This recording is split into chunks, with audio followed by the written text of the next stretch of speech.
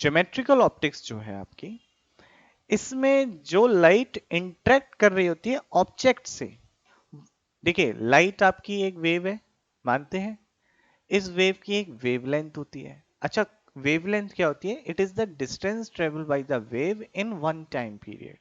तो इस वेव की जो वेवलेंथ होती है ना, इसकी भी कोई डायमेंशन होगी, मिलीमीटर, माइक्रोमीटर, ठीक है, ये 10⁻⁻10 मीटर, कुछ डायमेंशन होगी।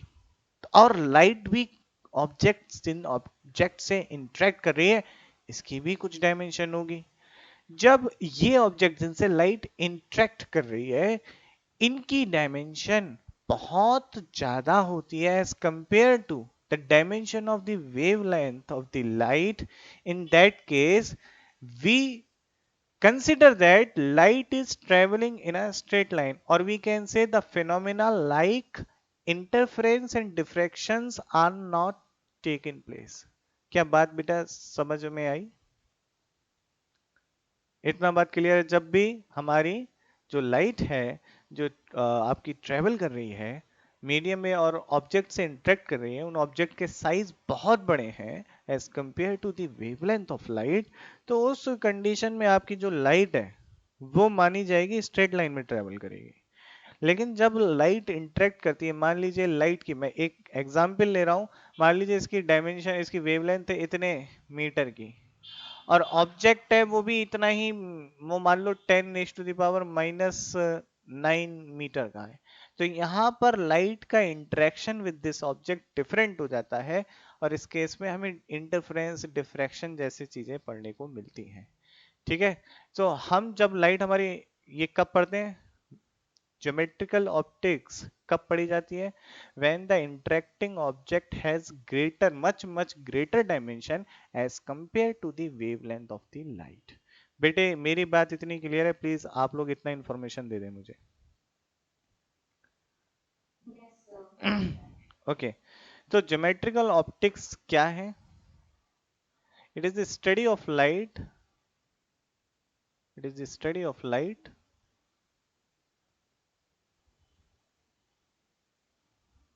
when light is traveling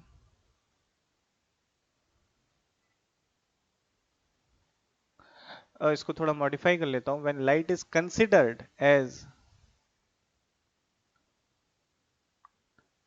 traveling in a straight line path। ठीक है, तो ये ज्योमेट्रिकल ऑप्टिक्स हो गई। अब ये हमें ज्योमेट्रिकल ऑप्टिक्स पढ़नी है, तो इसकी बात करेंगे। अब फिजिकल ऑप्टिक्स या वेव ऑप्टिक्स भी बोलते हैं इसे, थोड़ा देख लेते हैं। तो जब लाइट ऐसे ऑब्जेक्ट से इंटरेक्ट कर रही है जिनके डायमेंशन वेवलेंथ ऑफ लाइट के कंपेरेबल है, तो लाइट के कुछ फिनोमेना देने लगती है। जैसे कि मान लीजिए लाइट एक स्लिट से पास हुई, जैसे मान लो एक ये शार्प एंड, एक ब्लेड है, ये ब्लेड समझते हैं ना, ब्लेड जो होता है, दूसरा ब्लेड है, एकदम बारीक से सटे हुए रखे हुए हैं, बहुत कम गैप है। इस गैप को बेटे हम कहते हैं स्लिट, ये स्लिट बोली जाती है, बहुत हल्की सी स्लिट है। जब लाइट इससे पास होती है तो यहाँ पर बैंडिंग का फिनोमेना होता है, या हम कहते हैं रीडिस्ट्रीब्यूशन ऑफ एनर्जी हो गई। तो यहाँ पे इंटरफेरेंस पैटर्न, या फिर सिंगल स्लिट है तो डिफ्रैक्शन पैटर्न हमें देखने को मिलते हैं। तो यहाँ पे बेंडिंग ऑफ लाइट हो गई, सीधी आ रही थी, सीधी बाद में नहीं गई, बाद में ये मुड़ गई। तो यहाँ पर जो हम इंटरफेरेंस और डिफ्रैक्शन जैसे चीजों को पढ़ते हैं, तो वो किस में पढ़ते हैं? हमारे फिजिकल ऑप्टिक्स में। बेटा क्लियर है ये बात? आगे की बात देखते हैं। अब मुझे बताएगा कोई रे क्या होती है? Definition, some basic terms. Ray, तो व्हाट इज रे? हाँ, हाँ बिल्कुल सही बात है। पर क्या और भी इन दी, इस ज्योमेट्रिकल ऑप्टिक केस में कुछ और भी बात हो सकती है? क्या हमेशा ऐसा ही रहेगा, या मीडियम चेंज होने पर रे थोड़ी सी चेंज हो जाएगी? चेंज हो जाएगी, हाँ बिल्कुल सही बात है। तो क्या होता है, तो रे को ऐसे डिफाइन कर दिया, it is a straight line path along which light travels in a homogeneous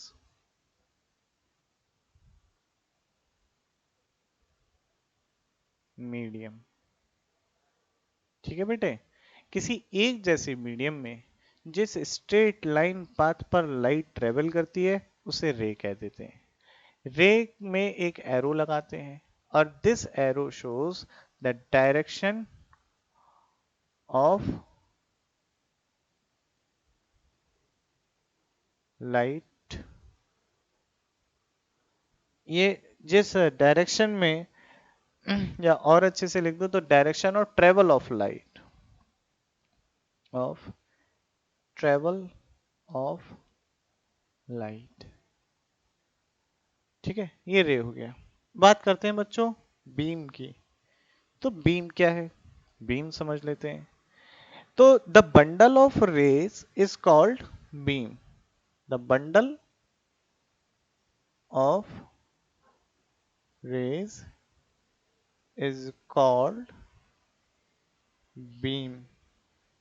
the bundle of rays is called beam. ठीक, अब बीम आपने कई सारी रेज ले ली ऐसे करके, ऐसे रे ले ली, या फिर आपकी रेज मान लीजिए इस तरीके से हैं बेटे, या रेज मान लीजिए इस तरीके से। तो आप किस तरीके से बंडल बना सकते हैं रेज का, ये इस बात पे डिपेंड करता है। तो further the beam is classified into three categories. First one is called converging beam.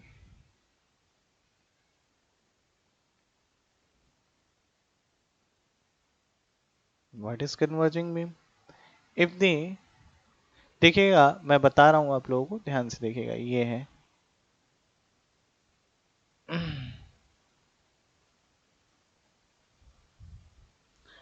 आपको यहां ऑब्जर्व करने को मिलेगा कि बीम में कई सारी रेज जो हैं, और अगर इसका मैं डायमीटर देखूं तो यहां तो ये रहा डायमीटर, और मैं जब direction of travel of light चला तो डायमीटर डिक्रीज कर गया।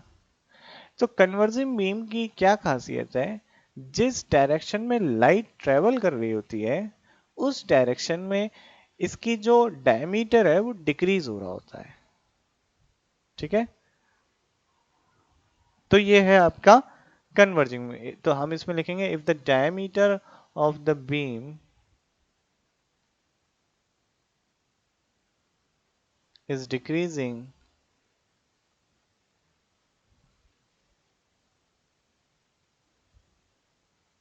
in the direction of travel of light, then this type of beam is called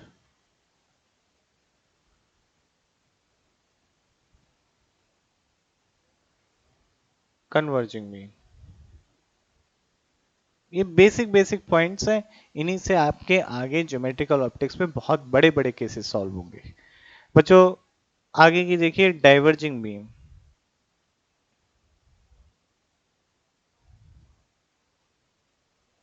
क्या होती है डाइवर्जिंग बीम? तो आप देखिएगा कि direction of travel of light के डायरेक्शन में अगर हम चले तो यहाँ पर जो डायमीटर ऑफ बीम है वो इंक्रीज कर रहा है। या हम देख सकते हैं रेज एक दूसरे से दूर हट रही हैं। तो इस टाइप की बीम को कहा जाता है आपकी डाइवर्जिंग बीम। ठीक है बच्चों, क्लियर है ये पॉइंट? ठीक है, तो मैं इसकी डेफिनेशन लिखूं या आप लोग लिख सकते हो खुद से? ओके, अब पैरेलल बीम की भी मैं समझा देता हूं आपको। पैरेलल बीम, अगर आपका डायमीटर ऑफ बीम जो है ना वो कांस्टेंट रहे in the direction of travel of light, तो इस टाइप की बीम को हम कहते हैं पैरेलल बीम। अब अगर मान लीजिए ये पैरेलल बीम का जो डायमीटर है बहुत छोटा हो, बहुत छोटा हो, तो ये बीम आपकी बन जाती है पेंसिल बीम। ठीक है बच्चों, पेंसिल बीम।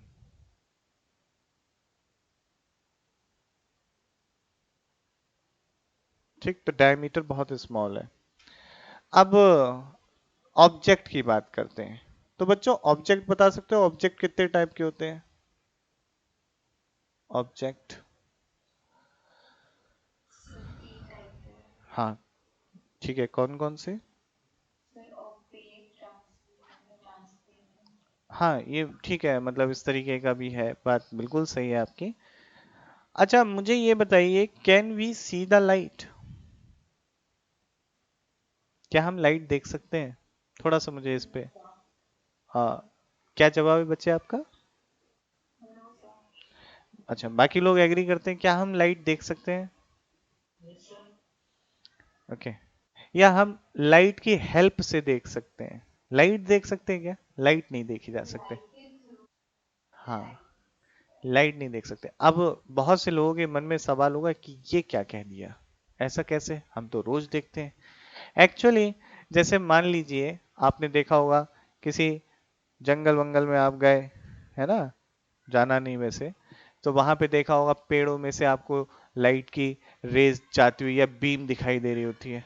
तो वहां पे सवाल ये होता है कि यहाँ तो हमने देख लिया कि लाइट हम देख रहे हैं यहाँ पे, पर एक्चुअल में वो आप वो देख रहे हैं जो स्कैटरिंग हुई है लाइट की, जो पार्टिकल्स थे, डस्ट पार्टिकल थे या वाटर ड्रॉपलेट्स थी एटमॉस्फेयर में, उसकी वजह से लाइट की स्कैटरिंग हो गई थी, जिसकी वजह से आप उसका पाथ देख पा रहे हैं, किस पाथ में वो ट्रेवल कर रहा है। अगर लाइट देख पाते हैं, जरा ध्यान से सोचिएगा इन बातों को बच्चों, कि अगर हम लाइट को देख पाते तो रात में स्काई जो होता है आपका वो ब्लैक नहीं रहता। सन तो तब भी आपकी, स्टार्स वगैरह तो तब भी आपके चमक रहे होते हैं, तो वो ब्राइट होता ना, है ना। लेकिन हम नहीं देख सकते लाइट को। लाइट को मान लीजिए देख पाते, रेड कलर की लाइट होती है या ग्रीन कलर की, तो हमें ब्लैक थोड़ी दिखाई देता रात में स्काई, हमें तो कुछ कलर दिखाई देते हैं, क्योंकि लाइट तो दिखनी चाहिए। क्या मेरा बच्चों पॉइंट क्लियर है आप लोगों को? अब ऑब्जेक्ट जो है वो हमने 10th क्लास में पढ़े थे भाई, ट्रांसपेरेंट, ट्रांसलूसेंट, ओपेक ऑब्जेक्ट्स, ठीक है। पर यहाँ पर हम थोड़ा सा मॉडिफाई कर देते हैं ऑब्जेक्ट को, डेफिनेशन को। ऑब्जेक्ट आपके दो टाइप के होते हैं। पहला होता है रियल ऑब्जेक्ट और दूसरा होता है वर्चुअल ऑब्जेक्ट।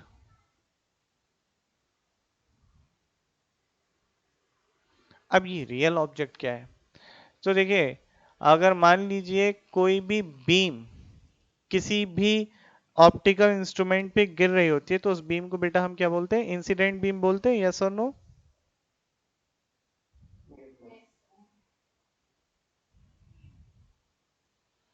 तो आपकी अगर इंसिडेंट बीम जो है डाइवर्जिंग इन नेचर हो, ये इंसिडेंट बीम है, ये आपकी डाइवर्जेंट है, तो जो पॉइंट ऑफ इंटरसेक्शन है इस बीम का बेटे, ये पॉइंट ऑफ इंटरसेक्शन आपका रियल ऑब्जेक्ट होगा, क्योंकि ये पॉइंट ऑफ इंटरसेक्शन रियल है।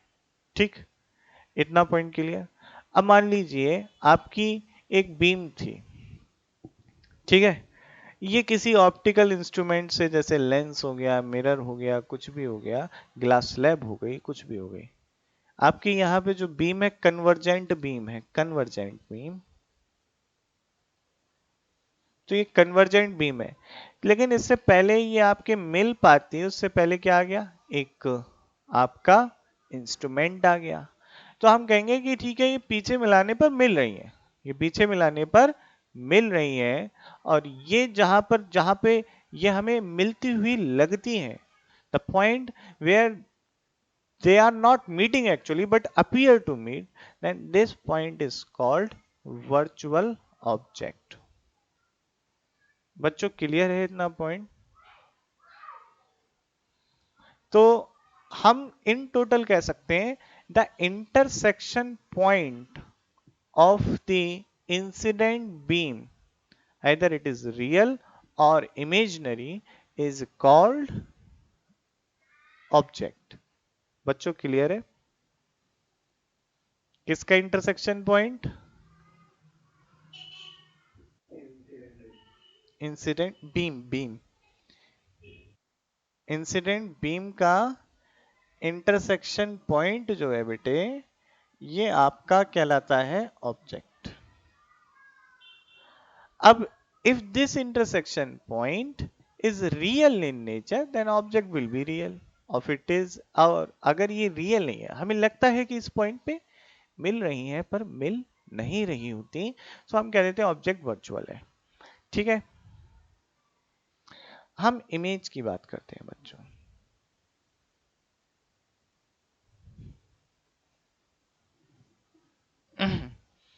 अब इमेज क्या है? जो आपकी मान लीजिए, अब किसी भी ऑप्टिकल, जो आपका ऑप्टिकल कोई भी इंस्ट्रूमेंट है वो क्या दो का क्या कर सकता है? रिफ्लेक्शन कर सकता है या तो भाई, या क्या करेगा बेटे? रिफ्रैक्शन करेगा। हाँ या ना? एग्री करते हैं इसी पे? या तो ये होगा या ये होगा। अब रिफ्लेक्शन हुआ तो आपको जो बीम मिलेगी वो मिलेगी रिफ्लेक्टेड बीम, और अगर रिफ्रैक्शन हुआ तो आपको मिलेगी रिफ्रैक्टेड बीम। तो द पॉइंट ऑफ इंटरसेक्शन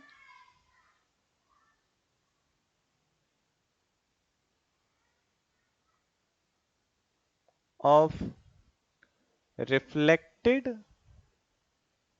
और रिफ्रैक्टेड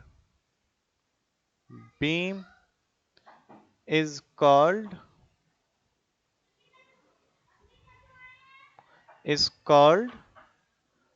image। ठीक है बच्चों?